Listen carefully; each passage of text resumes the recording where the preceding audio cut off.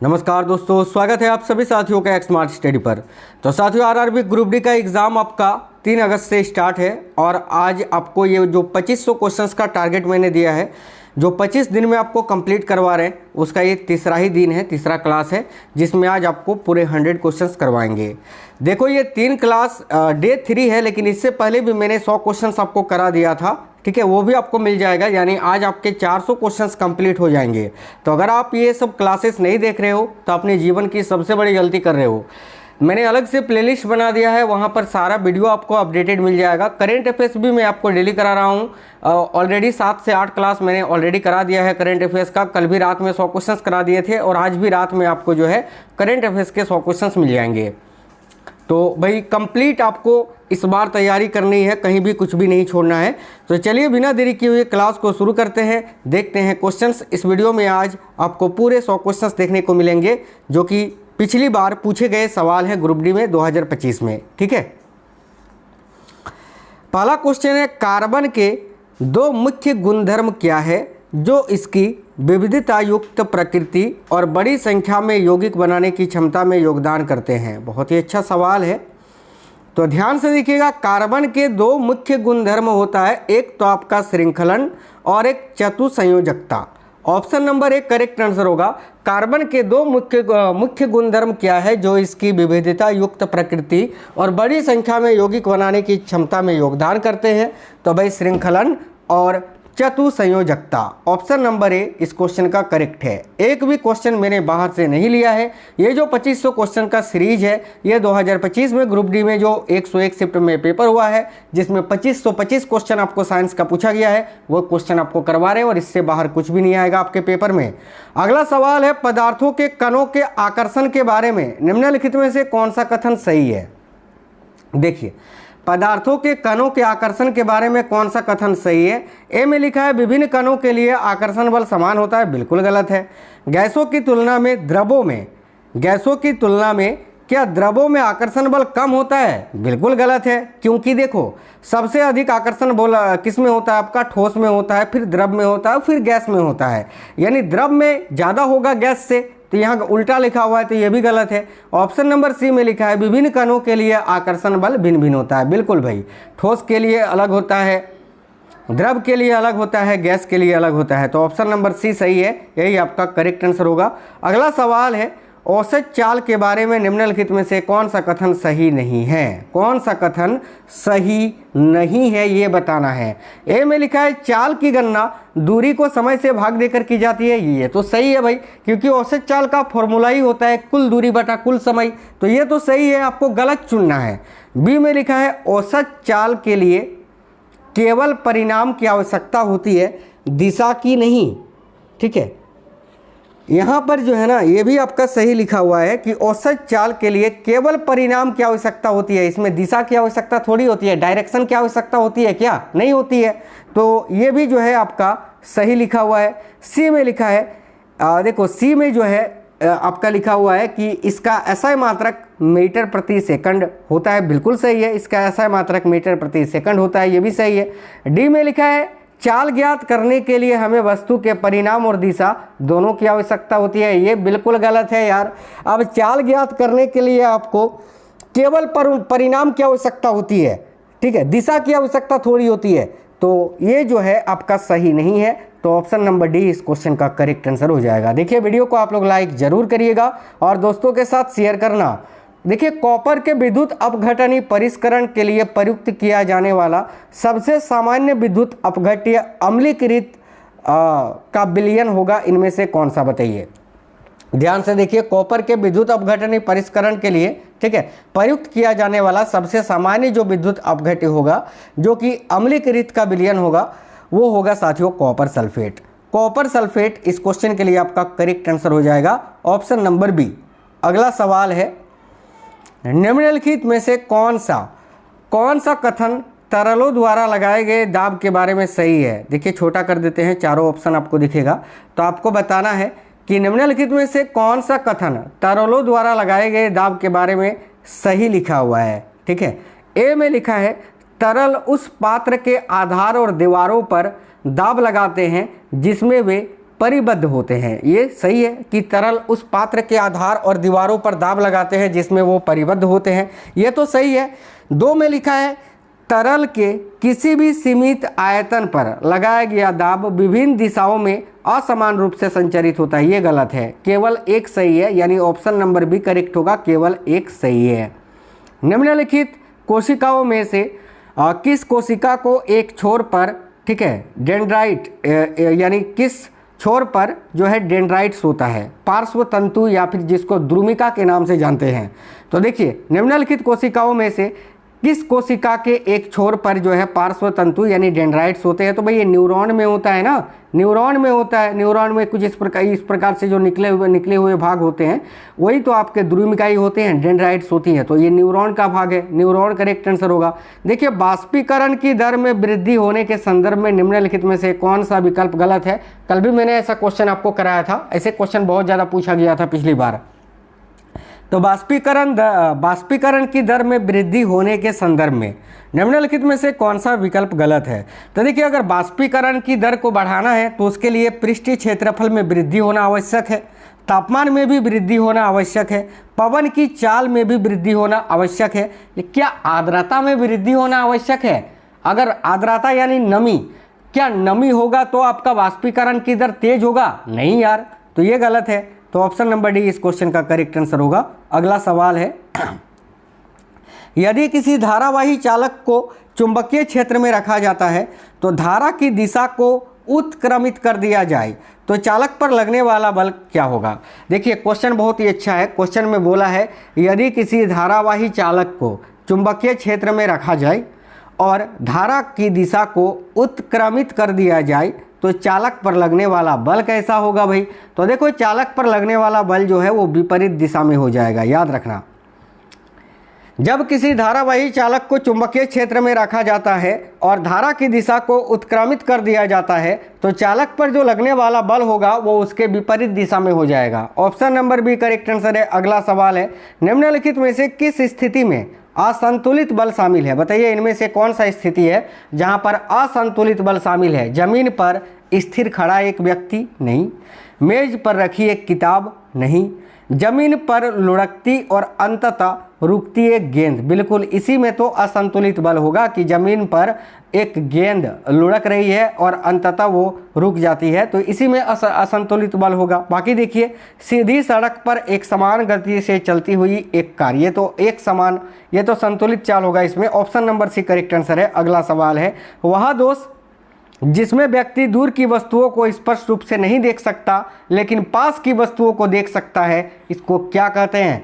तो जब पास की वस्तु को आप स्पष्ट रूप से देख पाते हैं, दूर की नहीं, तो उसको निकट दृष्टि दोष कहते हैं। उल्टा होता है, पास की देख पा रहे हैं, दूर की नहीं, तो इसका मतलब दूर दृष्टि दोष होना चाहिए था। लॉजिक के हिसाब से ही होता है, लेकिन उल्टा होता है। जब दूर की वस्तु नहीं दिखाई देती है इसका मतलब है निकट दृष्टि दोष हुआ है, याद रखना। ऑप्शन नंबर सी मायोपिया के नाम से जिसको आप जानते हैं।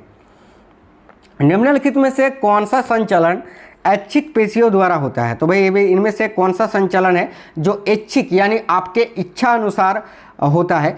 तो देखिए हृदय का संचलन क्या आपके इच्छा के अनुसार होता है? नहीं। आंतों का संचलन क्या आपके इच्छा अनुसार होता है? नहीं। जिह्वा का संचलन क्या आपके इच्छा अनुसार होता है? हाँ, जीभ को आप जैसा चाहे निकाल सकते हैं बाहर, फिर घुसा सकते हैं, दाएं बाएं कर सकते हैं ना। आमाशय भित्तियों में संचलन क्या ऐच्छिक है? क्या आप पेट के अंदर की गतियों को खुद से कर सकते हैं? नहीं। तो option number C correct answer होगा, जिह्वा का संचालन। देखिए अगला सवाल है पौधों की ऊंचाई में वृद्धि के लिए किस प्रकार का बीजोत्तक यानी मेरिस्टेमेटिक टिश्यू जो है उत्तरदायी है? तो याद रखना शीर्षस्थ। देखिए एपिकल मेरिस्टेमेटिक टिश्यू जो होता है ना, ये पौधों की ऊंचाई में वृद्धि के लिए उत्तरदायी होता है। तो शीर्षस्थ बीजोत्तक यानी जिसको आप बोलते हैं एपिकल मेरिस्टेमेटिक टिश्यू। अगला सवाल है निम्नलिखित में से कौन सी आयनी यौगिक यानी आयनिक कंपाउंड की भौतिक विशेषता नहीं है? तो देखिए आयनिक कंपाउंड की भौतिक विशेषता इनमें से कौन सी नहीं है? 3 है, 1 नहीं है। तो देखिए आयनिक यौगिकों की जो भौतिक विशेषता होती है, सबसे पहले वो जान लेते हैं कौन कौन सी होती है। जैसे देखो गलित अवस्था में विद्युत का संचालन करता है, बिल्कुल ये आयनिक कंपाउंड की विशेषता है। उच्च गलनांक, देखिए जो आयनिक कंपाउंड होता है उसमें उच्च गलनांक होता है, उच्च क्वथनांक भी होता है, लेकिन ये जल में घुलनशील होता है क्या? आयनिक यौगिक जो होते हैं क्या वो जल में घुलनशील होते हैं? नहीं। ऑप्शन नंबर डी, ये जो है भौतिक विशेषता नहीं है आयनिक यौगिक की, तो ये आपका आंसर होगा ऑप्शन नंबर डी। देखिए, यदि इनमें से डैश है तो किसी स्थिर बल द्वारा किया गया कार्य शून्य होगा। बताइए, किसी स्थिर बल के द्वारा किया गया कार्य शून्य कब होगा? तो ऑप्शन नंबर डी, विस्थापन शून्य। जब विस्थापन शून्य होगा और या फिर बल जो है विस्थापन बल के लंबवत होगा यानी 90 डिग्री पर होगा, तब किया गया कार्य बिल्कुल शून्य होगा। ऑप्शन नंबर डी करेक्ट होगा। अगला सवाल है, जीवों के उस समूह का चयन कीजिए जिसमें अलैंगिक जनन विखंडन द्वारा होता है। बताइए, इनमें से कौन सा जीवन है जिनका जनन जो है अलैंगिक जनन विखंडन के द्वारा होता है? सभी पादपों में? नहीं, पादपों में तो जो जनन होता है वो लैंगिक प्रजनन से होता है। सभी बीज पादप में? नहीं। इसके अलावा पुष्पी पादप में? नहीं। नीलहरित शैवाल, देखो जो नीलहरित शैवाल होता है ना, इसमें जो साथियों जनन होता है वो अलैंगिक विखंडन के द्वारा होता है। तो नीलहरित शैवाल, ऑप्शन नंबर ए इस क्वेश्चन का करेक्ट आंसर हो जाएगा। अगला सवाल है, पादपों के निषेचन में पराग नलिका की क्या भूमिका होती है? पादपों के निषेचन में जो पराग नलिकाएं होती हैं इसकी विशेषता या भूमिका क्या होती है? तो ऑप्शन नंबर बी, नर जनन कोशिका का मादा जनन कोशिका तक परिवहन करना। ये जो पराग नलिका होती है ये क्या करता है? तो नर जनन कोशिका का मादा जनन कोशिका तक ये परिवहन करता है, याद रखना। अगला सवाल है, एक किसान अपने खेत में उत्पादित शहद की मात्रा और गुणवत्ता दोनों में सुधार करना चाहता है, तो उसे कौन सी पद्धति अपनानी चाहिए? तो देखिए, ऑप्शन नंबर ए करेक्ट होगा। यह सुनिश्चित करे कि पूरे मौसम में मकरंद से भरपूर पुष्प खिलते रहें। ठीक है, क्योंकि जब मकरंद से भरपूर पुष्प खिलेंगे तो अधिक मधुमक्खियां वहां पर आएंगी जिससे शहद अधिक उत्पादित होगा। तो ऑप्शन नंबर एक करेक्ट आंसर होगा। अगला है, निम्नलिखित में से कौन सा विकल्प सूत्र इकाई द्रव्यमान, ठीक है, यानी फॉर्मूला यूनिट मास पद की सर्वोत्तम रूप से व्याख्या करता है? ठीक है, ध्यान से देखिए, निम्नलिखित में से कौन सा विकल्प है जो सूत्र इकाई द्रव्यमान यानी फॉर्मूला यूनिट मास पद की सर्वोत्तम रूप से व्याख्या करता है? तो देखो ऑप्शन नंबर सी, किसी यौगिक की एक सूत्र इकाई में सभी परमाणुओं का कुल द्रव्यमान। बाकी देखिए, ए में लिखा है किसी पदार्थ के एक मोल का द्रव्यमान नहीं, किसी तत्व के एकल परमाणु का द्रव्यमान नहीं, किसी तत्व के एकल अणु का द्रव्यमान नहीं। याद रखना, ठीक है, कौन सा विकल्प है जो सूत्र इकाई द्रव्यमान यानी फॉर्मूला यूनिट मास पद की सर्वोत्तम रूप से व्याख्या करता है? तो किसी यौगिक की एक सूत्र इकाई में सभी परमाणुओं का कुल द्रव्यमान। अगला है, रैनी गांव में चिपको आंदोलन की शुरुआत के लिए कौन सी घटना उत्तरदायी थी? देखिए, रैनी गांव में चिपको आंदोलन की शुरुआत हुई थी, इसके लिए कौन सी घटना उत्तरदायी थी? तो देखिए, ऑप्शन नंबर ए, गांव के निकट पेड़ों की कटाई हेतु ठेकेदार की स्वीकृति। ऑप्शन नंबर ए इस क्वेश्चन का करेक्ट आंसर है। रैनी गांव में क्या हुआ था कि गांव के निकट पेड़ों की कटाई हेतु ठेकेदार की स्वीकृति ली जाती थी भाई, ऑप्शन नंबर ए। अगला सवाल है, कौन सा रासायनिक सूत्र ब्लीचिंग पाउडर को निरूपित करता है? तो ब्लीचिंग पाउडर को CaOCl2 तरीके से आप लिख सकते हैं, एक तो ये, और एक आपका देखो ऑप्शन नंबर डी में लिखा हुआ है CaClO का Ca फिर ब्रैकेट ClO का होल 2। ऑप्शन नंबर डी इस क्वेश्चन का करेक्ट आंसर हो जाएगा, याद रखना। अगला सवाल है, निम्नलिखित में से कौन सा जलीय विलयन में अम्लीय व्यवहार दर्शाता है? भाई, इनमें से कौन एक जलीय विलयन में अम्लीय व्यवहार दर्शाएगा? तो HCl, hydrochloric acid. Option number C, मादा जनन तंत्र के किस भाग से होकर अंडा अंडाशय से गर्भाशय तक जाता है या पहुंचता है? तो फेलोपियन ट्यूब के माध्यम से। ऑप्शन नंबर बी करेक्ट होगा, सिंपल क्वेश्चन है। ध्वनि की प्रबलता के संबंध में निम्नलिखित में से कौन सा कथन सही है? देखिए, ध्वनि की प्रबलता के संबंध में कौन सा कथन सही है ये आपको बताना है। तो देखिए, ऑप्शन नंबर ए, प्रबलता तरंगदैर्घ्य पर निर्भर करती है क्या? ध्वनि की जो प्रबलता है क्या तरंगदैर्घ्य पर निर्भर करती है? नहीं। डी में लिखा है प्रबलता तरंग की गति पर निर्भर करता है? नहीं। प्रबलता आवृत्ति पर निर्भर करता है? नहीं। देखिए, ध्वनि की जो प्रबलता है वो प्रबलता जो है आयाम पर निर्भर करती है। तो option number B correct answer हो जाएगा। ध्वनि की प्रबलता किस पर निर्भर करती है? तो आयाम पर। ऑप्शन नंबर बी करेक्ट होगा। अगला सवाल देखिए, एक उत्तल लेंस की फोकस दूरी है 25 सेंटीमीटर। इस उत्तल लेंस की क्षमता कितनी होगी भाई। एक उत्तल लेंस की अगर फोकस दूरी आपको 25 सेंटीमीटर दे के रखी है तो इस उत्तल लेंस की क्षमता कितनी होगी। सिंपल सा क्वेश्चन है, सिंपली इसको आप निकाल सकते हैं। यहाँ पर आपको फोकस दूरी दे के रखा है ना, फोकस दूरी कितना दे के रखा है, एफ का मान आपको दे के रखा है 25 सेंटीमीटर। ठीक है, 25 सेंटीमीटर। इसको आप मीटर में बदलोगे जब इसको आप मीटर में बदलोगे तो 0.25 मीटर हो जाएगा, 0.25 मीटर। ठीक है, और देखिए क्षमता यानी पावर का सूत्र क्या होता है, तो पावर बराबर होता है 1 अपॉन फोकस दूरी। ठीक है, और फोकस दूरी याद रखना हमेशा जो है मीटर में आपको लेनी है।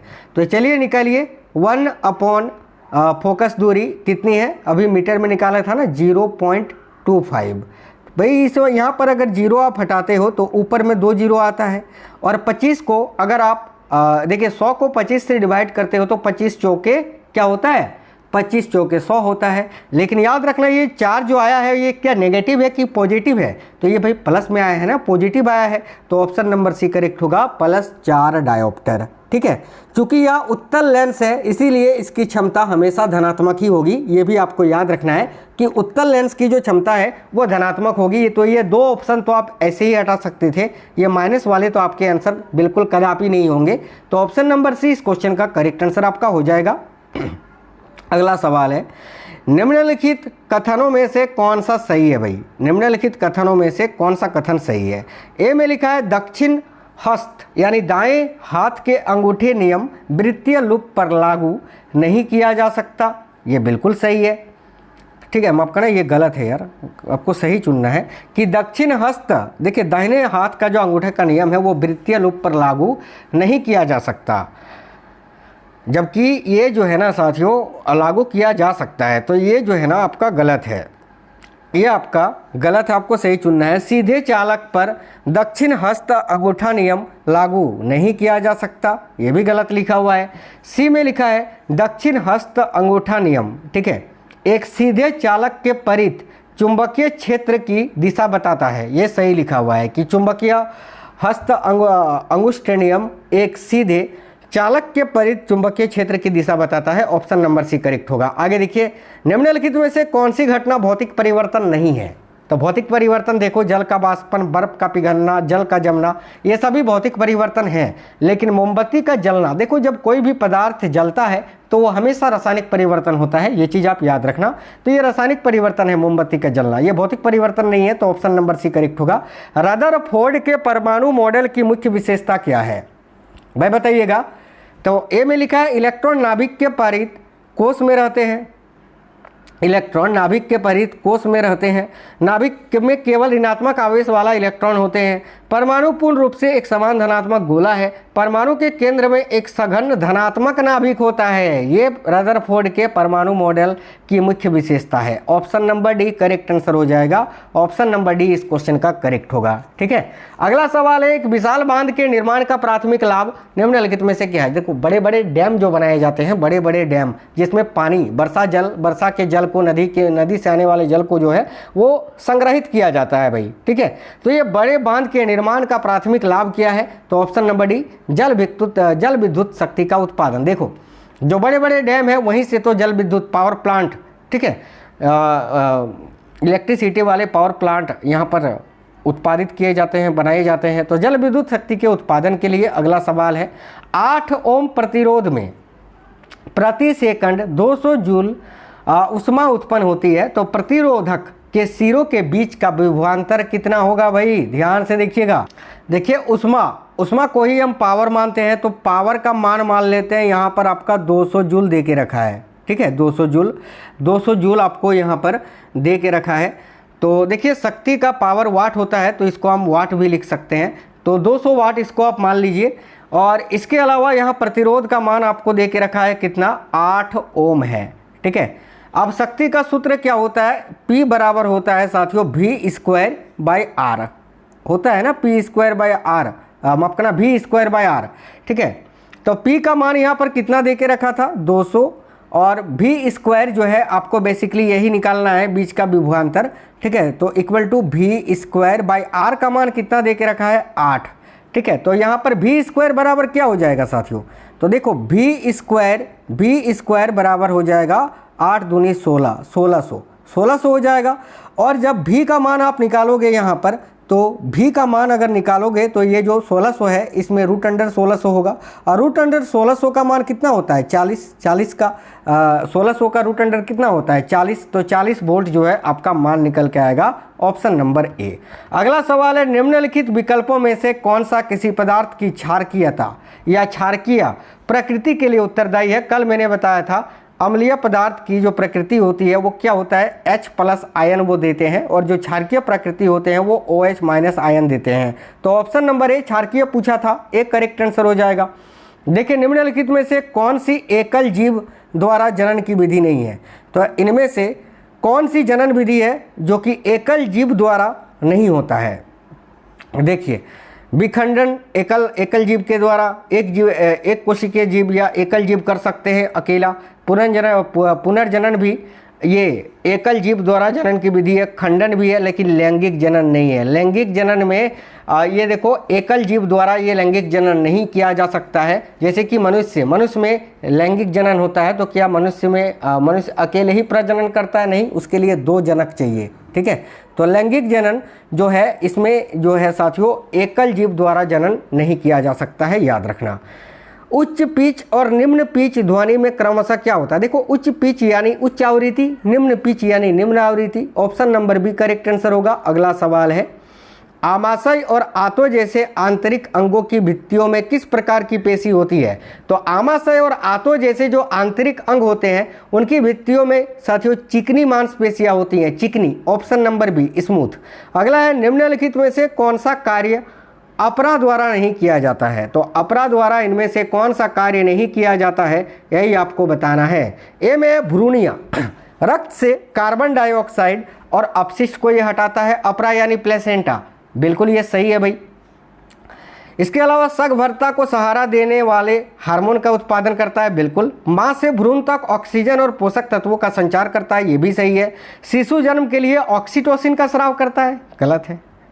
क्या अपरा या प्लेसेंटा शिशु जन्म के लिए ऑक्सीटोसिन का स्राव करता है क्या? नहीं, option number D correct answer होगा। अगला सवाल है, ग्रेफाइट में प्रत्येक कार्बन परमाणु एक ही तल में 3 अन्य कार्बन परमाणुओं से आबंधित होता है, जिसमें एक किस प्रकार का व्यू बनता है? तो षटकोणीय। ऑप्शन नंबर डी करेक्ट होगा। पादपों में जीवन क्रियाओं के लिए निम्नलिखित में से कौन सा कथन सही है?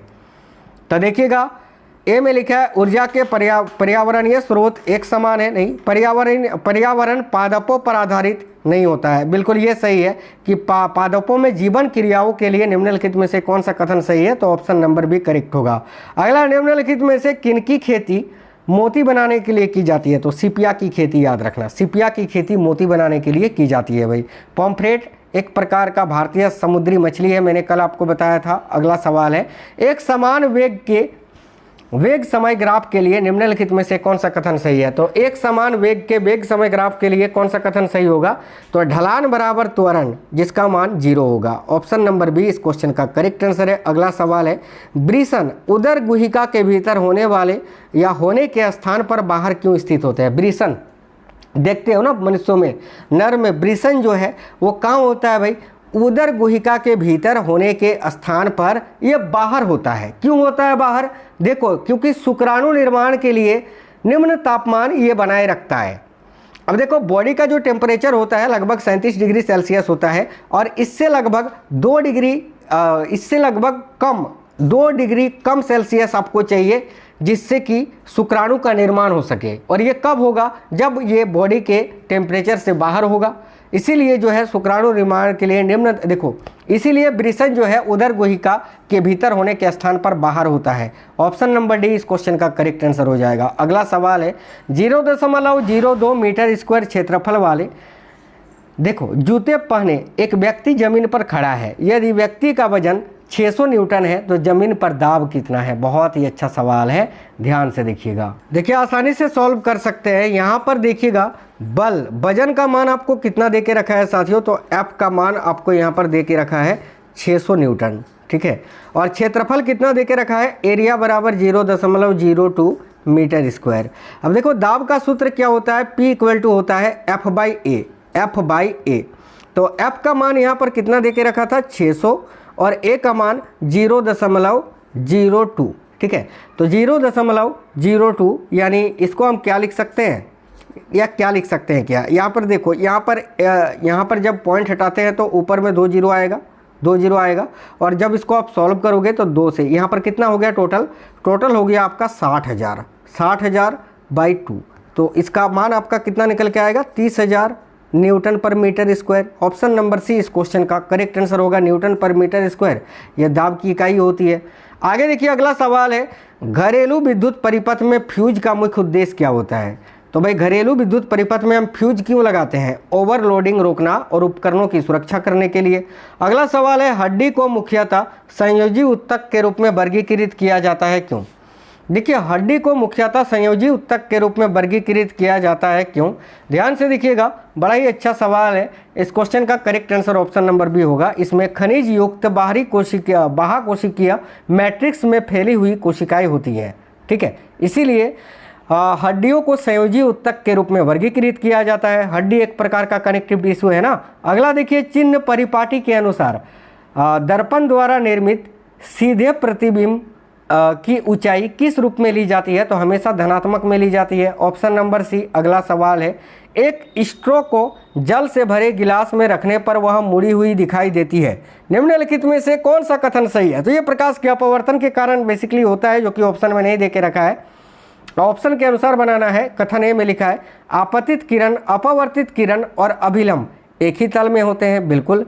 आपतन कोण की ज्या और अपवर्तन कोण की ज्या का अनुपात नियत होता है, बिल्कुल, यानी ऑप्शन नंबर डी, कथन 1 और 2 दोनों ही। अगला सवाल है, ब्यूटेन जिसका सूत्र होता है C4H10 दो अलग अलग रूपों में पाया जाता है, एक सीधी श्रृंखला वाला और दूसरा शाखित श्रृंखला वाला है। तो इस परिघटना को क्या कहते हैं, तो समावयवता। ऑप्शन नंबर सी इस क्वेश्चन का करेक्ट होगा। निम्नलिखित में से कौन सा कारक है जो संचारण के लिए उत्तरदायी नहीं है। इनमें से कौन सा कारक है जो कि संचारण के लिए उत्तरदायी नहीं है। संचारण के लिए वायु, अम्ल, जल ये तो उत्तरदायी है, मिश्र धातु उत्तरदायी नहीं है। तो ऑप्शन नंबर डी करेक्ट होगा। मैग्नीशियम क्लोराइड का रासायनिक सूत्र क्या होता है, तो MgCl2, सिंपल सा क्वेश्चन है, ऑप्शन नंबर बी। अगला सवाल है, निम्नलिखित में से कौन सा लवण है जो जल में घुलने पर pH मान 7 से अधिक वाला विलयन बनाएगा। तो देखिएगा, सोडियम एसीटेट जो कि क्षारीय प्रकृति का होता है, ठीक है, जब ये जल में घुलता है ना तो ये क्षारीय प्रकृति का हो जाता है और ये 7 से अधिक वाला विलयन बनाएगा। तो सोडियम एसीटेट करेक्ट आंसर होगा। एक गिलास को कार्ड से ढक दिया जाता है, ठीक है, तथा कार्ड पर एक सिक्का रखा जाता है। अब देखिए, जब कार्ड को उंगली से तीव्रता से झटका दिया जाता है तो सिक्का गिलास में सीधा गिर जाता है। यह स्थिति क्या दर्शाती है, तो ऑप्शन नंबर ए, जब कार्ड आगे खिसक जाता है तो जड़त्व के कारण सिक्का जो है विराम अवस्था में चला जाता है या रहता है। ऑप्शन नंबर ए करेक्ट होगा। अगला सवाल है, यदि कोई व्यक्ति t समय में W कार्य करता है तो शक्ति की गणना करिए। तो शक्ति बराबर क्या होता है, वर्क अपॉन टाइम, यानी कार्य बटे समय। तो option number A correct answer होगा। अगला है, विकल्पों में 4 अलग अलग विलयनों का pH मान दिया गया है, इनमें से कौन सा लाल लिटमस को नीला कर देगा। अब देखिए, लाल लिटमस को नीला कौन करता है, तो क्षार करता है, जो बेसिक नेचर का होता है, ठीक है। और क्षार का pH मान हमेशा 7 से ज़्यादा होता है और 7 से ज़्यादा pH मान केवल एक ही है, 11। ऑप्शन नंबर 1 करेक्ट आंसर हो जाएगा। अगला सवाल देखिएगा, एक कार विराम अवस्था से चलना प्रारंभ करती है और 20 सेकंड में 72 किलोमीटर प्रति घंटा की चाल प्राप्त कर लेती है, ठीक है। तो कार का त्वरण कितना होगा, एक्सेलेरेशन का मान आपको यहाँ निकालना है। गति का पहला समीकरण लगाकर भी जो है आप एक्सेलेरेशन का मान यहाँ पर साथियों बिल्कुल निकाल सकते हैं। कैसे निकालोगे, तो वो मैं आपको यहाँ पर बता देता हूँ। यहाँ पर देखो, सबसे पहले क्या दे के रखा है, u का मान 0, ठीक है, क्योंकि विराम अवस्था से प्रारंभ बोला है। t का मान आपको दे के रखा है 20 सेकंड। जब सब SI मात्रक में ले रहे हो तो फिर यहाँ पर चाल जो है इसको आपको मीटर प्रति सेकंड में बदलना पड़ेगा, जो कि कितना हो जाएगा, 72 को 5/18 से आपको मल्टीपल करना पड़ेगा। 18 चौक 72 और 4 पंजे 20।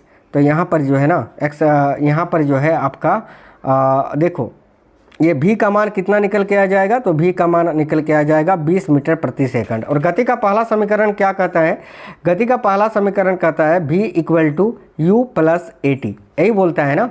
तो यहाँ पर v का मान आपको दे के रखा है 20, यू का मान यहाँ पर 0, ए का मान आपको यहाँ निकालना है और टी का मान कितना दे के रखा है तो 20 सेकंड। ठीक है, तो जब इसको आप सॉल्व करोगे ना तो देखो ए इक्वल टू क्या हो जाएगा, इधर 20 था पहले से और इधर 20 आपका डिवाइड होगा तो कटेगा तो 1 आएगा, यानी 1 मीटर प्रति सेकंड स्क्वायर इस क्वेश्चन के लिए आपका बिल्कुल करेक्ट आंसर हो जाएगा, जो कि आपका एक्सेलेरेशन का मान यानी त्वरण का मान निकल के आएगा साथियों। ठीक है, चलिए आगे देखिएगा अगला सवाल जो है आपका, खाद्य श्रृंखला के उस संबंध को क्या कहा जाता है जिन्हें शाखन रेखाओं की एक श्रृंखला के रूप में दर्शाया जा सके। तो इसको खाद्य जाल कहा जाता है साथियों, खाद्य जाल है ना, food web. Option number C correct answer है। अगला सवाल है, किसी पिंड पर 10 न्यूटन का बल लगाया जाता है, ठीक है, जिसमें वह बल की दिशा में 5 मीटर गति करता है, तो किया गया कार्य क्या होगा। तो भाई किया गया कार्य आपको यहाँ पर निकालना है, सिंपल सा क्वेश्चन है। ठीक है, वर्क बराबर होता है F इंटू डी, किया गया देखो वर्क बराबर होता है आपका F इंटू डी, यानी लगाया गया बल और टोटल विस्थापन। तो देखो यहाँ पर जो है ना बल कितना लग रहा है 10 न्यूटन का, और जिससे वह बल की दिशा में 5 मीटर गति करता है, यानी 5 मीटर तक ही वो गया है, 5 मीटर ही विस्थापन हुआ है। तो F का मान 10 और डिस्प्लेसमेंट कितना हुआ है 5, यानी इसका मान आपका निकल के आएगा 50 जूल। ठीक है, कार्य की इकाई जूल होती है, तो 50 joule option number B correct answer होगा। निम्नलिखित में से कौन सा कार्य है जो गोल्जी कॉम्प्लेक्स से संबंधित नहीं है। तो भाई गोल्जी उपकरण का कार्य इनमें से कौन सा नहीं है। ए में लिखा है यह कोशिका के बाहर पदार्थों का परिवहन और स्राव करता है, बिल्कुल सही है ये। यह कोशिका से पदार्थों के प्रवेश और निकास की अनुमति देता है, नहीं यार, यह तो प्लाज्मा मेम्ब्रेन का कार्य होता है, ये गलत है और आपको गलत ही चुनना था, तो बी ही करेक्ट आंसर होगा। बाकी देखो ये भी सही है कि यह लाइसोसोम का निर्माण करता है जो कोशिका के भीतर पाचन में सहायता करता है, ये सही है। इसके अलावा यह भी सही है कि यह अंत प्रद्रव्य जालिका से प्राप्त प्रोटीन को संश्लेषित और संकुचित करता है, ये तीनों सही है। बी केवल गलत है, गलत ही चुनना था आपको। नेत्र का क्रिस्टलीय लेंस मुख्यतः किससे सहायता करता है। तो देखिए नेत्र यानी आँख का जो क्रिस्टलीय लेंस होता है, ये मुख्यतः फोकस दूरी का सूक्ष्म समायोजन प्रदान करने में सहायता करता है, फोकस दूरी का सूक्ष्म समायोजन प्रदान करने में। अगला सवाल है, निम्नलिखित में से कौन सा फ्लोएम उत्तक का घटक है। तो जाइबर फाइलम, इसके अलावा ट्रेकिड्स और वाहिकाएं, ये जो है ना फ्लोएम नहीं जाइलम के घटक हैं, लेकिन जो चालनी नलिकाएं होती है सेब ट्यूब्स, ये जो है फ्लोएम का उत्तक है या फ्लोएम उत्तक का घटक है, तो option number C correct answer हो जाएगा। अगला सवाल है, निम्नलिखित में से कौन सा क्रिया और प्रतिक्रिया बल का उदाहरण नहीं है। ए में लिखा है पैर जमीन को पीछे की ओर धकेलता है और जमीन पैर को आगे की ओर धकेलती है, बिल्कुल ये तो न्यूटन के तीसरे नियम यानी क्रिया प्रतिक्रिया का उदाहरण है। डी में लिखा है तैराक अपने हाथों से पानी को पीछे की ओर धकेलता है, ये भी है। नीचे की ओर उत्सर्जित गैसों के कारण ऊपर की ओर बढ़ता हुआ रॉकेट, ये भी जो है संवेग संरक्षण या क्रिया प्रतिक्रिया का ही उदाहरण है। लेकिन बी में लिखा है जब बस अचानक रुकती है तो लोग आगे की ओर गिर जाते हैं, यह जड़त्व का उदाहरण है, तो यही आपका आंसर होगा ऑप्शन नंबर बी। पौधों के लिए बीज प्रसार महत्वपूर्ण है क्योंकि यह क्या बढ़ाता है या क्या करता है। तो पौधों के लिए बीज प्रसार महत्वपूर्ण है क्योंकि ये क्या करता है, देखो ऑप्शन नंबर बी, अति संकुलता और प्रतिस्पर्धा को रोकता है। ऑप्शन नंबर बी इस क्वेश्चन का करेक्ट होगा। निम्नलिखित में से कौन सा उद्योग है जो काष्ठ लुगदी यानी वुड पल्प के प्रसंस्करण के लिए सोडियम हाइड्रोक्साइड का उपयोग करता है। तो कौन सा उद्योग है जो काष्ठ लुगदी के प्रसंस्करण के लिए सोडियम हाइड्रोक्साइड का उपयोग करता है। तो देखिए करेक्ट आंसर होगा कागज उद्योग, कागज उद्योग करेक्ट होगा। अगला सवाल है 11 इलेक्ट्रॉन 11 प्रोटॉन 12 न्यूट्रॉन वाले एक उदासीन परमाणु की द्रव्यमान संख्या कितनी होगी। तो प्रोटॉन प्लस न्यूट्रॉन की संख्या, प्रोटॉन कितना है 11, न्यूट्रॉन है आपका 12, टोटल हो जाएगा 23, यही आपका द्रव्यमान संख्या होगा। अगला सवाल है साथियों, जंतुओं में सुग्राहिता या अनुक्रियता मुख्यतः किसके द्वारा नियंत्रित होती है। तो जंतुओं में सुग्राहिता या अनुक्रियता मुख्यतः तंत्रिका तंत्र के द्वारा ये नियंत्रित होती है। तो तंत्रिका तंत्र option number D correct answer होगा। निम्नलिखित में से कौन सा प्रायोगिक प्रेक्षण पदार्थ के कणों के अस्तित्व या सर्वाधिक प्रबल प्रमाण प्रदान करता है। देखिएगा ऑप्शन नंबर डी, स्याही की एक बूंद बिना विलोडन किए जल में समान रूप से प्रसारित हो जाती है। यही जो है साथियों, देखो प्रेषण पदार्थ में कणों के अस्तित्व या सर्वाधिक प्रबल प्रमाण प्रदान करता है। तो डी आपका करेक्ट आंसर होगा। अगला सवाल देखिए, एक गेंद को प्रारंभिक वेग, ठीक है, यानी u से ऊर्ध्वाधर ऊपर की ओर उछाला जाता है, समय t के बाद उसका वेग क्या हो जाएगा?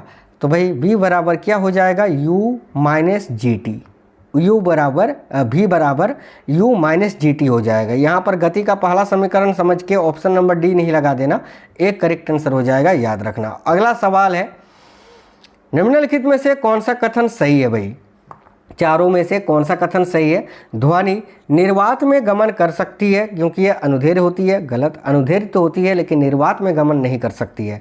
ध्वनि वायु की अपेक्षा निर्वात में अधिक तेजी से गमन करती है। बिल्कुल गलत, क्योंकि ध्वनि निर्वात में गमन कर ही नहीं सकती है। सी में लिखा है ध्वनि को गमन करने के लिए एक माध्यम की आवश्यकता होती है और यह अनुदैर्ध्य होती है। ये सही है, तो ऑप्शन नंबर सी करेक्ट होगा। अगला है, विदेशज और स्थानीय मवेशी नस्लों की क्रॉस ब्रीडिंग का उद्देश्य क्या है? तो विदेशज और स्थानीय मवेशी नस्लों की क्रॉस ब्रीडिंग का मुख्य उद्देश्य क्या होता है? तो ऑप्शन नंबर ए, लंबे दूध उत्पादन को रोग प्रतिरोधक क्षमता के साथ संयोजित करना। ऑप्शन नंबर एक करेक्ट आंसर है। अगला, कौन सा कथन कार्बन की विविधता युक्त प्रकृति से संबंधित नहीं है? इसमें श्रृंखलन होता है। बिल्कुल होता है, तो ये सब सही है। यह चतुसंयोजी होता है। बिल्कुल होता है। यह आयनिक रूप से बंध बना सकता है। कार्बन आयनिक रूप से बंध बना सकता है। बोला है कौन सा संबंधित युक्त प्रकृति से संबंधित नहीं, यही होगा। देखो इसमें एकल, द्वि और त्रिबंध हो सकते हैं। बिल्कुल भाई, देखो कार्बन में जो है एकल, द्वि और त्रिबंध हो सकते हैं, ये भी सही है, लेकिन सी गलत है कि यह आयनिक रूप से बंध बना सकता है, ये आपका गलत है। तो गलत ही आपको चुनना था, ऑप्शन नंबर सी। अगला है, निम्नलिखित में से कौन सा कथन कार्बन के अपरूपों का सर्वोत्तम वर्णन करता है? ध्यान से देखिएगा, ए में लिखा है, वे कार्बन के विभिन्न संरचनात्मक रूप हैं जिनके भौतिक गुणधर्म भिन्न लेकिन रासायनिक गुणधर्म समान होते हैं। बिल्कुल यही कार्बन के अपरूपों का सर्वोत्तम वर्णन करता है। कार्बन के जो अपरूप होते हैं उनके भौतिक गुणधर्म भिन्न भिन्न होते हैं लेकिन रासायनिक गुणधर्म बिल्कुल समान होते हैं। Option number A. अगला है, क्षण चुंबक के चारों ओर चुंबकीय क्षेत्र रेखाओं के बारे में निम्नलिखित में से कौन सा कथन सत्य है? तो ध्यान से देखिए, बहुत ही अच्छा सवाल है। एक में लिखा है, चुंबकीय क्षेत्र की आपेक्षिक प्रबलता को क्षेत्र रेखाओं की निकटता की कोटि द्वारा दर्शाया जाता है। बिल्कुल, कोई भी दो चुंबकीय क्षेत्र रेखाएं एक दूसरे को प्रतिच्छेद नहीं कर सकती है। बिल्कुल, ये भी सही है, यानी ऑप्शन नंबर सी, 1 और 2 दोनों ही सही है। यदि किसी चालक का प्रतिरोध 10 ओम है तथा इसमें 5 वोल्ट का विभवांतर है तो उसमें प्रभावित होने वाली धारा क्या होगी? सिंपल सा क्वेश्चन है, ठीक है। V बराबर क्या होता है? I इंटू आर ही होता है ना। आपको निकालना क्या है? I निकालना है। तो I बराबर क्या हो जाएगा? यहाँ पर I बराबर हो जाएगा V/R। तो यहाँ पर देखिए I का मान निकालना है, V का मान दे रखा है 5 और यहाँ पर R का मान कितना है? 10 प्रतिरोध। तो इसको सॉल्व करोगे तो 0.2 एम्पियर आपका, माफ करा 5 वोल्ट है तो 0.2 ही एम्पियर होना चाहिए इसका ना। हाँ, 0.2 एम्पियर होना चाहिए ना। 1 सेकंड, नहीं 0.2 एम्पियर कहाँ से आएगा? 0.5 एम्पियर आएगा ना, 0.5 एम्पियर आएगा। हाँ 0.5 एम्पियर, यार मेरा कैलकुलेशन भी देखो। 0.5 एम्पियर, ऑप्शन नंबर डी इस क्वेश्चन का आपका बिल्कुल करेक्ट आंसर हो जाएगा साथियों। ठीक है, चलिए आगे देखते हैं। अगला सवाल जो है, निम्नलिखित में से कौन सा HIV के संचरण की रोकथाम में सहायता सुरक्षित यौन संबंध विधि है? सुइयों को सावधानी पूर्वक साझा करना नहीं, यौन संबंध के बाद एंटीबायोटिक लेना नहीं, नियमित रूप से मल्टीविटामिन लेना नहीं। ऑप्शन नंबर डी, यौन क्रिया के दौरान कंडोम का उपयोग करना। बिल्कुल ऑप्शन नंबर डी करेक्ट होगा। प्रिज्म की आपतित किरण और निर्गत किरण के बीच के कोण को क्या कहा जाता है? बहुत इंपॉर्टेंट सवाल है। तो प्रिज्म के आपतित किरण और निर्गत किरण के बीच जो कोण बनता है उसी को विचलन कोण बोलते हैं। ऑप्शन नंबर डी करेक्ट होगा, विचलन कोण। देखिए, थॉमसन के परमाणु मॉडल के अनुसार निम्नलिखित में से कौन सा कथन परमाणु की संरचना का सर्वोत्तम रूप से वर्णन करता है? तो इन्होंने बताया था कि इलेक्ट्रॉन एक धनावेशित गोला है, ठीक है, जिसमें इलेक्ट्रॉन फंसे हुए हैं इस प्रकार से, जिसको जो है तरबूज, जो तरबूज की तरह दिखता है, बेसिकली इसको पल्म पुडिंग मॉडल के नाम से भी जाना जाता है। तो option number D correct answer होगा। अगला सवाल है चिप पैकेटो। देखो जो लेज वगैरह होते हैं, कुरकुरे वगैरह होते हैं, चिप्स के पैकेट्स में नाइट्रोजन गैस भरा जाता है, ठीक है। जो देखो 5 रुपये का पैकेट आप खरीदते हो चिप्स का, ठीक है, कितना फुला हुआ दिखता है, आपको लगता है कितना नहीं होगा, और जब उसको आप निकालते हो तो 5 ही लेज का पीस निकलता है 5 रुपये वाले में, ज़्यादा से ज़्यादा 6 निकलता है, लेकिन लगता है कि कितना नहीं है इसके अंदर। तो फुला हुआ जो होता है किस लिए होता है, क्योंकि वो फुला हुआ भाग नाइट्रोजन गैस होता है। उसको क्यों भरा जाता है, ताकि ये ऑक्सीकरण को रोक सके। ऑप्शन नंबर ए ऑक्सीकरण को ये रोकता है। मादा जनन तंत्र में निषेचन सामान्यतः कहाँ पर होता है, तो फेलोपियन ट्यूब में यानी डिंब वाहिनी। Option number D. अगला, जब कोई ठोस पिघलकर द्रव में परिवर्तित होता है तो अंतरकणीय स्थान पर क्या प्रभाव पड़ता है। तो जब कोई ठोस पिघलकर द्रव में, देखो ठोस जो गैस होता है ना, गैस में अंतरकोणीय स्पेस बड़े दूर दूर होते हैं, इसके पार्टिकल गैस के द्रव के उससे थोड़ा नज़दीक होते हैं और ठोस के उससे भी नज़दीक होते हैं, ठीक है। तो जब ये देखो, जब कोई ठोस माफ करना, ठोस बोला है ना, हाँ ठोस बोला है, ठोस के बिल्कुल सामने सामने होते हैं, द्रव के थोड़े दूर होते हैं। तो देखो जब कोई ठोस पिघलकर द्रव में परिवर्तित होता है तो अंतरकोणीय स्थान पर क्या प्रभाव पड़ेगा। सिंपल सा क्वेश्चन है, अंतरकोणीय स्थान जो है ये आपका बढ़ेगा, क्योंकि ठोस में सामने सामने होगा, मैंने अभी बताया, द्रव में इससे थोड़ा दूर होता है, गैस में और दूर दूर होता है। तो देखो ठोस में सामने है, जब ये ठोस से द्रव में पिघलेगा तो ये थोड़ा सा बढ़ेगा, यानी बढ़ता है। ऑप्शन नंबर ए आपका करेक्ट होगा। जैविक आवर्धन की परिघटना के माध्यम से निम्नलिखित में से किसमें पीड़कनाशी की सांद्रता सर्वाधिक है। तो सांप में, भाई सांप में पीड़कनाशी की सांद्रता सर्वाधिक होती है। अगला सवाल होगा, निम्नलिखित में से कौन सा मनोवैज्ञानिक परिवर्तन लैंगिक परिपक्वता से जुड़ा है। तो निम्नलिखित में से कौन सा मनोवैज्ञानिक परिवर्तन लैंगिक परिपक्वता से जुड़ा हुआ है। तो देखो करेक्ट आएगा ऑप्शन नंबर बी, स्वतंत्रता की इच्छा और मनोदशा में उतार चढ़ाव। ऑप्शन नंबर बी करेक्ट होगा। अगला है, क्रिस्टलीय ठोस के सही उदाहरण का चयन करिए। बताइए इनमें से कौन सा एक क्रिस्टलीय ठोस का सही उदाहरण है। तो चीनी और नमक दोनों ही। ऑप्शन नंबर सी। निम्नलिखित में से किस अधातु द्वारा निर्मित, ठीक है, ऋणायन, यानी देखो कैल्शियम पर कैल्शियम आयन, ठीक है, के साथ अभिक्रिया करके एक स्थायी आयनिक यौगिक बनाता है। तो याद रखना करेक्ट आंसर होगा क्या इस क्वेश्चन के लिए भाई, तो कार्बन। नहीं, कार्बन कैसे होगा। निम्नलिखित में से किस अधातु द्वारा निर्मित ऋणायन, ठीक है, कैल्शियम आयन के साथ अभिक्रिया करके एक स्थायी आयनिक यौगिक बनाता है। तो ऑक्सीजन कैल्शियम ऑक्साइड बनाएगा। ऑक्सीजन करेक्ट आंसर होगा। ऑप्शन नंबर बी याद रखना। अगला है, निम्नलिखित में से कौन सा टी आकृति का अंतगर्भाशय गर्भ निरोधक उपकरण है जो दीर्घकालिक यानी बहुवर्षीय गर्भ निरोध प्रदान करता है। तो copper T. Option number D. अगला है, अवतल दर्पण में मुख्य फोकस की ओर निर्देशित प्रकाश की किरण परावर्तन के बाद किससे गुजरती है। तो भाई मुख्य अक्ष के समानांतर। Option number D.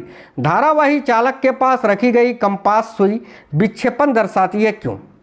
देखो धारावाही चालक के पास रखी गई कंपास की सुई विक्षेपण दर्शाएगा, क्यों। तो ऑप्शन नंबर ए, क्योंकि धारा चुंबकीय क्षेत्र उत्पन्न करती है। ऑप्शन नंबर ए करेक्ट होगा।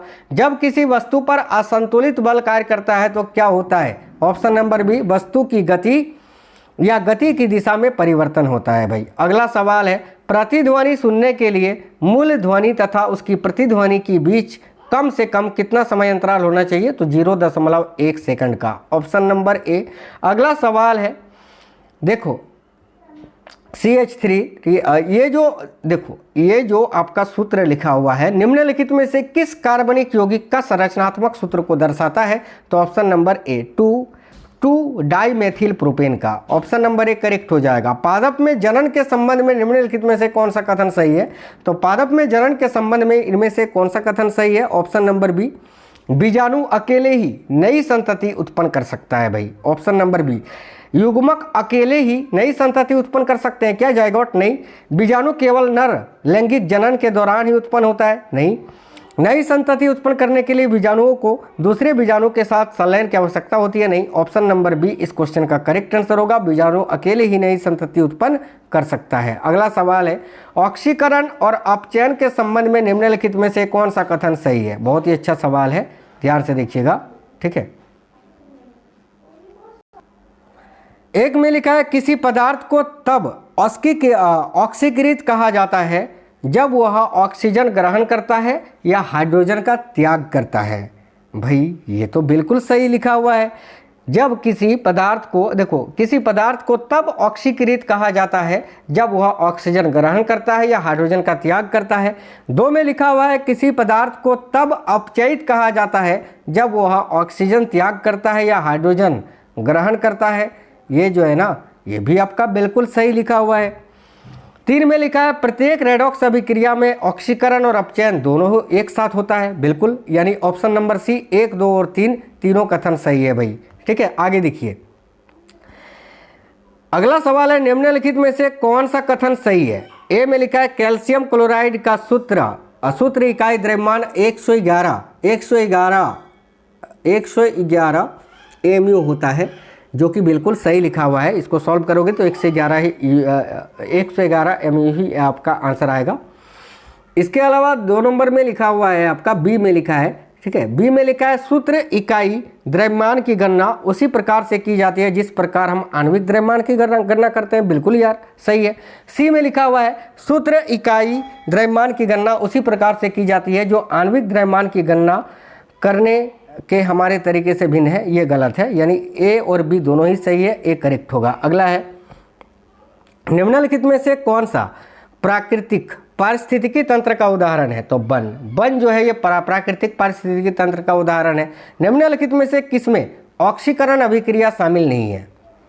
देखिए, लोहे में जंग लगना इसमें है, लकड़ी का जलना इसमें भी है, जल का विद्युत अपघट इसमें भी है, लेकिन जल में नमक का घुलना इसमें ऑक्सीकरण अभिक्रिया शामिल नहीं है। तो ए आपका करेक्ट होगा। अगला है, द्रव्यमान के बारे में निम्नलिखित में से कौन सा कथन सही है? ठीक है, देखो, ए में लिखा द्रव्यमान और भार बिल्कुल समान होता है क्या? नहीं यार, द्रव्यमान किसी पिंड के जड़त्व का माप है, बिल्कुल ये सही है। सी में लिखा द्रव्यमान पिंड की अवस्थिति पर निर्भर करता है, गलत है। द्रव्यमान किसी पिंड पर लगने वाले बल का माप है, गलत है। ऑप्शन नंबर बी करेक्ट होगा कि द्रव्यमान किसी पिंड के जड़त्व का माप है, बी करेक्ट होगा साथियों। अगला है, जीवद्रव्य झिल्ली यानी प्लाज्मा मेम्ब्रेन के भीतर जो तरल सामग्री होती है उसे क्या कहते हैं? इसको साइटोप्लाज्म कहते हैं, कोशिका द्रव्य। Option number B. किसी तार में 0.2 एम्पियर धारा प्रभावित हो रही है जबकि इसके सिरों के बीच विभवांतर 2 वोल्ट दे रखा है। प्रतिरोध क्या होगा? वही V = IR आपका लगेगा यहाँ।